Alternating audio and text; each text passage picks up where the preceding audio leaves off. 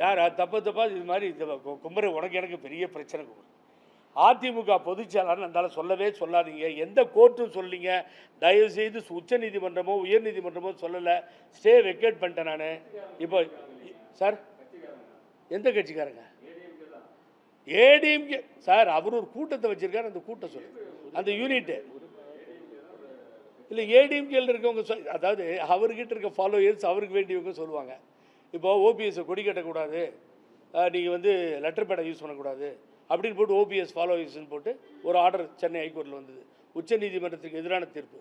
அதில் வந்து ரெட்டையிலில் தலையிடக்கூடாது. அந்த கோர்ட்டு தலையிட்டுச்சு. 3 தடவை ஃபேவராக எடப்பாடி பழனிசாமிக்கு ஒரு ஆர்டர் கூட வந்துச்சு. நீங்கள் பார்த்தீங்க. அவரை எந்த கோர்ட்டும் சொல்லலைங்க, எந்த எலெக்ஷன் கமிஷனும் சொல்லலை. அதனால தானே அந்த ஸ்டே வாங்கினாங்க. ஸ்டே வெக்கேட் பண்ணிட்டு வெளியில் விட்டேன். சூரியமூர்த்தி கேஸில் எல்லாரும் சேர்ந்து டெல்லி கோர்ட்லேயும் போட்டு வாங்கியிருக்கேன்.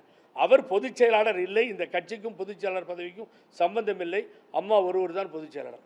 பழனிசாமி உங்களுக்கு தைரியம் இருந்தால் பழனிசாமிக்கு வேலுமணின்ற முன்னாள் அமைச்சரையும் தங்கமணின்ற முன்னாள் அமைச்சர் 2 பேரை, வேறு யாரும் வேண்டாம். நான் சொன்னது தான். எங்கள் தலைவர் எடப்பாடி பழனிசாமி சொல்லிட்டார், பிஜேபியோட கூட்டணி இல்லை. தில் இருந்தால் சொல்ல நான் பார்க்குறேன். இவங்க 2 பேர் தான். இந்த 2 பேர்த்தில் ஒருத்தர் ஆல்ரெடி சொல்லிட்டார், கூட்டணி இருந்தால் 15 நாடாளுமன்றத்தில் ஜெயிச்சிருப்பான்னு. அவங்க 2 பேரும் தயாராக இருக்காங்க. டெய்லி பிஜேபி தலைவரோட டெல்லி வரைக்கும் பேசிகிட்டு இருக்காங்க. இவருக்கு சொல்லிட்டாங்க, நீ ஏதாவது மூவ் பண்ண நாங்கள் வெளியில் போயிடுவோம், நாங்கள் உங்களோட ஒத்துழைக்க தயாராக இல்லை, பிஜேபி கூட்டணி தான் வேணுன்றதில் அவங்க நிற்கிறாங்க.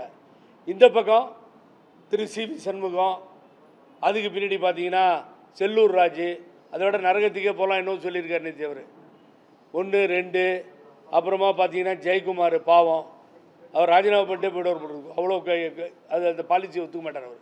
எனக்கு அவரை பற்றி தெரியும். இப்படி ஒரு கேபி முனுசாமி இப்படி இருக்குங்க. இப்போ 2ஆ பொழந்து நிற்கிது. இதுதான் பிரச்சனை இப்போது.